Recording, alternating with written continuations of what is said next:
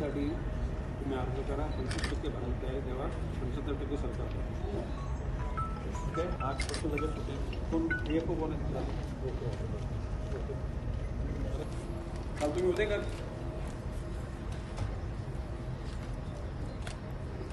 निलगा ही सगळे असं ना तुमच्या शेतीमध्ये डुकरं अन्य प्राण्यांनी सगळं वाट लावून टाकलेली आहे, तर त्यांना नुकसान भरपाई पण आनंदीत राहिले पाहिजे रे.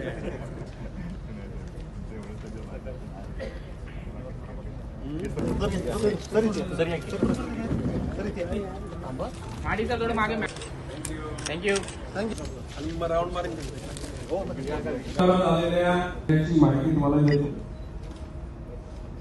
गेल्या आठवड्यामध्ये महसूल विभागात ज्या लोकांनी घरं बांधलेली आहेत ती सिडकोच्या जागेत असो, एमआयडीसीच्या जागेत असो, सरकारी जागेत असो, 1500 स्क्वेअर फुटापर्यंत 2011 पूर्वी जी घरं बांधलेली आहेत त्या घरांना आता कोणी हात लावणार नाही.